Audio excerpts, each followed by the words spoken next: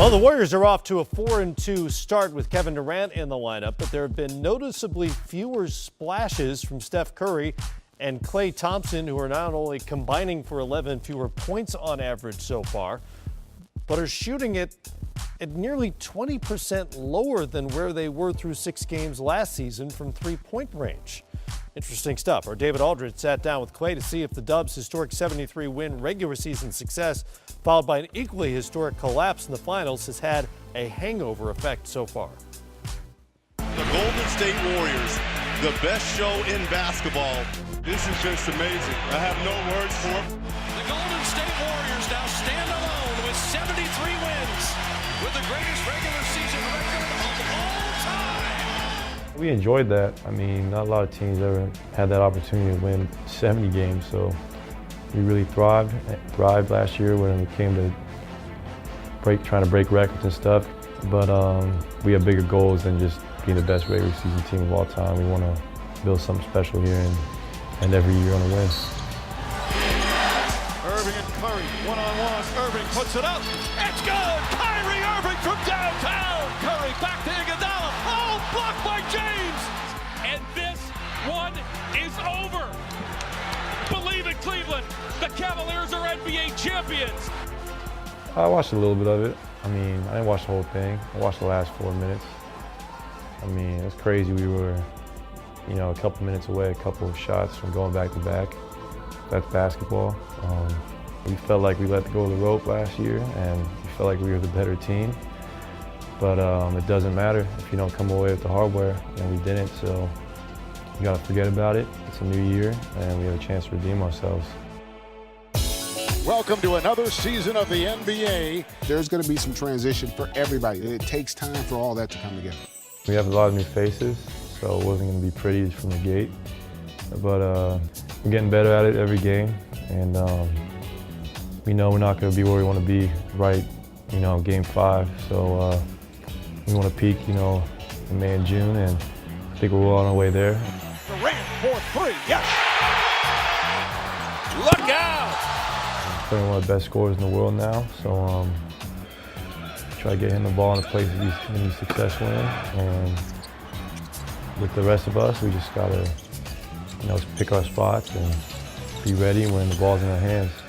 I mean, it's not that big a difference from last year. It's still the same system we run, and it's just about getting to know it like it's the back of your hand, and going out there and playing through the offense without almost even making any calls.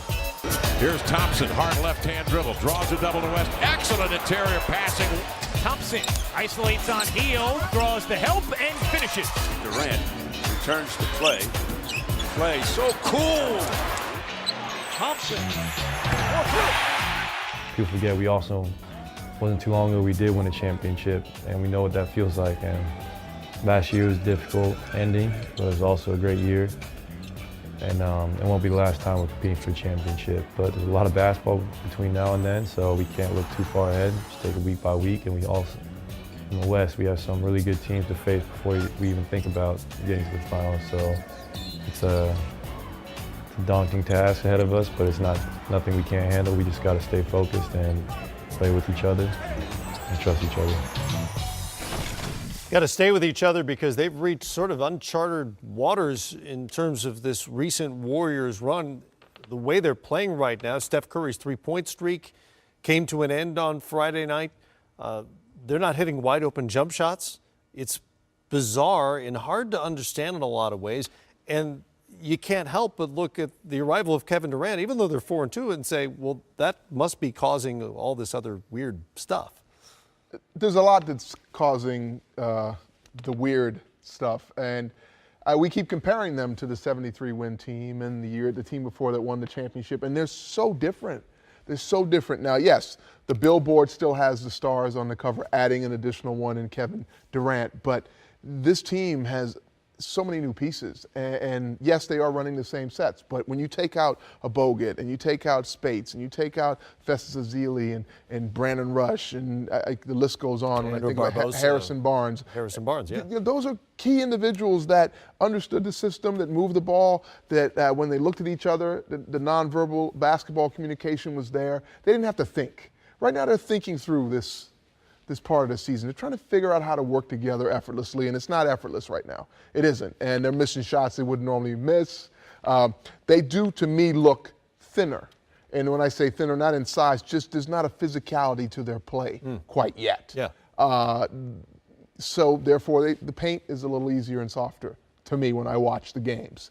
And they'll have to grow into that. They'll have to find where that formidable stance is. When you look at when you look at them defensively from the outside, why do you fear entering the paint? It used to be Bogut. It used to be the crew down there. Draymond's kind of left alone to create that fierceness in the paint right now. I think it's way too early, Matt, to watch the uncertainty of the Warriors and to think that there's some kind of friction or that they're having problems.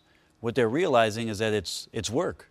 And I guarantee you that the staff that's out there between what it is that Bob Myers has put together for the team and what Steve is trying to do for the players in terms of their tactics, Rick, you mentioned it.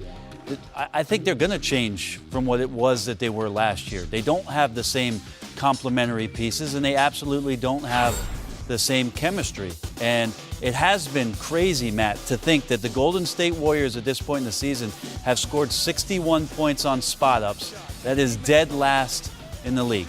Dead last. This is mind-boggling. For guys that are, what we often say, some of the world's greatest shooters. And we've seen some big scoring nights from Durant. And Steph's had big scoring nights. We're scratching our head at the way that Klay has shot the ball to start the year. But we expect those things to come around. The other point I want to make is, if you're not getting stops and you're not doing the job defensively, that disrupts your confidence. Yeah. That's not who you are. Last year, you could rely on that and then turn back around and know that, look, if I miss one, we're going to get 3 more stops and we're going to get a good opportunity.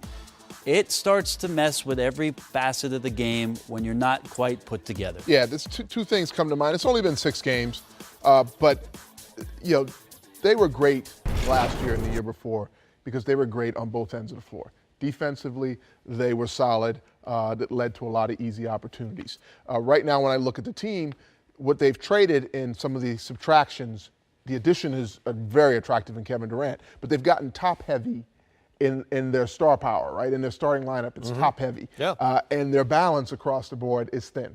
So they have to find where that bench depth will come from again, because they had it for so many years now. And they also have to learn how to play together. We're not going too far out in the limb, Matt, where we say, we'll know when Golden State has found its stride, not by the wins and losses, the way I feel. It's about the joy. The joy with which that team that we came to know, right, with the members of the team that were there. This team is far from that yet. And when we start to see them realize that potential and we start to see them understand one another better and what it is that they need to do consistently, and they return to that kind of mentality and that sort of bounce in their step, that's when I think the rest of the league truly stands up and goes, okay, the Warriors have figured it out. And that's been one of their trademarks. Yeah, the joy has definitely been, it's been a joy to watch them play. But I think what you have is the core that's still there, from the coaching staff to the players that have won championship the last few years and had to run, is they're really realizing how much they appreciated the guys that are no longer there. Because now they have to teach this new crop of individuals how to come along and be championship level players. And some of them don't know what that takes. And so I'm sure the ease with which they played for 2 years, the struggle is new to them. And it's got to be a little frustrating. Well, it doesn't make it joyful. I would say this, too, Rick. It's not that they have to teach. They also have to learn. They just brought in Kevin Durant. There's a lot of learning that each of those guys is going through in this process, too. And, thank God, because I'd hate to sit up here on nights where we're doing analysis, air quote analysis, and talk about all the things we've talked about with regards to chemistry, and you don't just put these guys out on the floor. And I'm happy to see that they're struggling, not for those guys, but for the sake of the game. That's what you need to do. You got to work through those things. And by the way, you say you want to be a general manager out there, it's not as easy as saying yes to Kevin Durant and signing him. You got to figure out the rest of the team. Be the international scout, Matt. That's the key.